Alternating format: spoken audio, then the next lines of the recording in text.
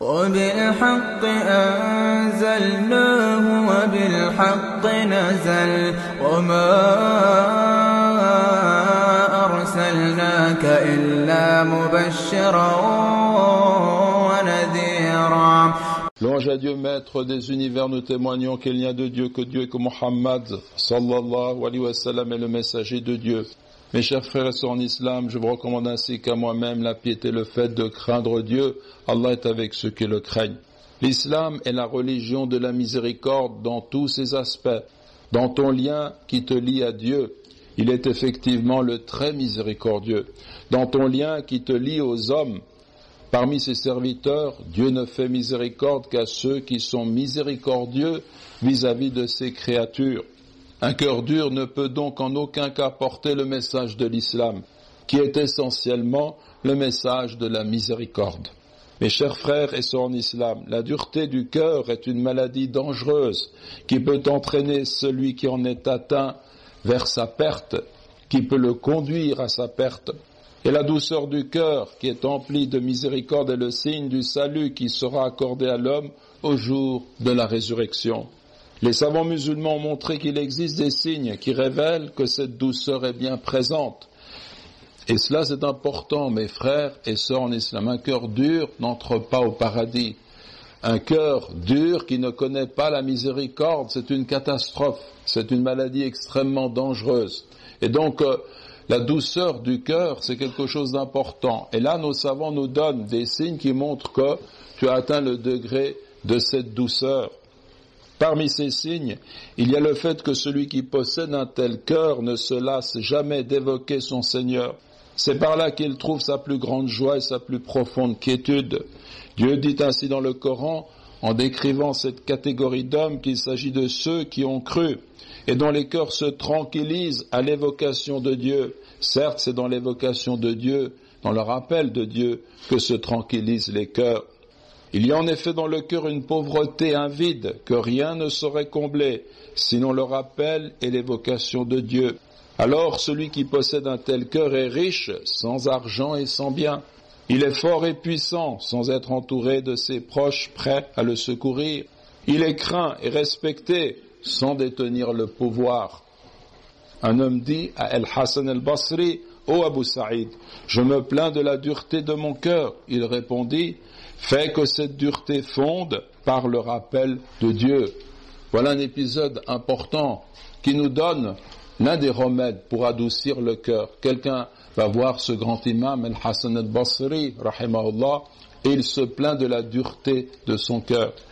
Et il lui répond, « Fais que cette dureté fonde par le rappel de Dieu. » Parmi les signes de la douceur du cœur, il y a le fait que celui qui possède un tel cœur, lorsqu'il entre en prière, est aussitôt débarrassé des soucis mondains. Il trouve dans la prière son repos, ses délices, sa consolation et sa joie. Quant à nous, lorsque l'un d'entre nous est en prière, il est accaparé par les choses de la vie qui occupent son esprit. Il en est ainsi parce que le cœur est endurci. Parmi les signes de la douceur du cœur, il y a le fait que celui qui possède un tel cœur, lorsqu'il manque la lecture du Coran et les invocations qu'il pratique chaque jour, ou qu'il n'accomplit pas un acte cultuel d'obéissance qu'il a l'habitude d'accomplir, en conçoit une douleur qui est plus forte que celle de l'homme qui éprouve une grande peine pour la perte de son argent ou d'un bien quelconque de ce bas monde. Imaginez un homme d'affaires qui, tout d'un coup, rate son affaire, perd beaucoup d'argent, perd un bien auquel il tenait, cela est pour lui douloureux. Eh bien, celui dont le cœur est doux et qui a l'habitude de lire une partie du Coran, de prier la nuit, de faire des invocations le matin et le soir avec l'Adhkar, lorsque la chose lui échappe pour une raison ou une autre, eh bien, il en conçoit une douleur qui est plus grande que celui qui a perdu son argent.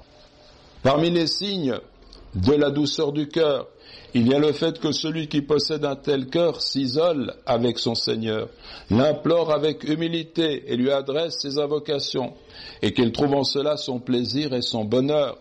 Beaucoup de gens trouvent leur plaisir et leur bonheur devant les futilités, devant les spectacles, devant des rencontres très futiles, ils passent leur temps devant cela et c'est ce qui occasionne leur joie et leur plaisir.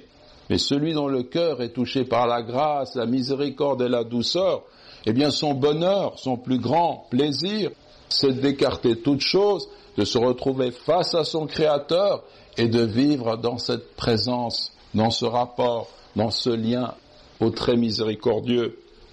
Ibn Mas'ud, que Dieu soit satisfait de lui, a dit « Cherche ton cœur dans 3 situations, à l'écoute du Coran, lors des séances de rappel, des séances de dhikr, et pendant les moments où tu es seul avec Dieu.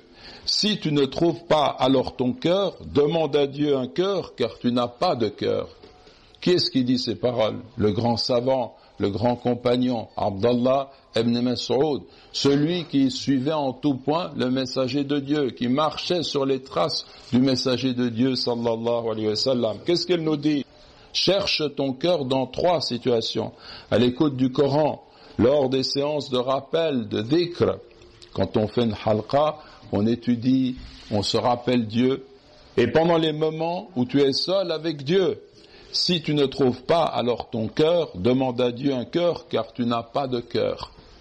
Nous pouvons nous poser cette question, mes frères et sœurs en islam. D'où peut donc provenir la douceur du cœur, sa profonde humilité, sa volonté de revenir à son Seigneur, qui peut conduire gracieusement notre cœur à se soumettre ainsi avec déférence?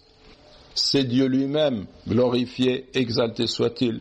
Nos cœurs sont entre 2 de ses doigts, et il les tourne selon sa volonté, comme nous l'a enseigné le prophète, sallallahu alayhi wa sallam. Il faut donc commencer par invoquer notre Créateur pour lui demander d'orienter et d'adoucir nos cœurs. Parmi ces invocations, il y a celle que notre prophète, sallallahu alayhi wa sallam, nous a enseignée et qu'il répétait le plus. On a demandé ainsi à l'entourage du messager de Dieu, sallallahu alayhi wa sallam, quelle était l'invocation qu'il prononçait le plus souvent. Et c'est celle-ci. Ô toi qui renverses les cœurs, raffermis mon cœur dans ta foi ou dans ta religion. Ya muqallib al-qulub, thabbit qalbi ala dinik. Ya muqallib al-qulub, thabbit qalbi ala dinik. Ya muqallib al-qulub, thabbit qalbi ala dinik. Nous demandons à Allah, exalté soit-il, qu'il guide, adoucisse et purifie nos cœurs. Allahumma amin, Allahumma amin.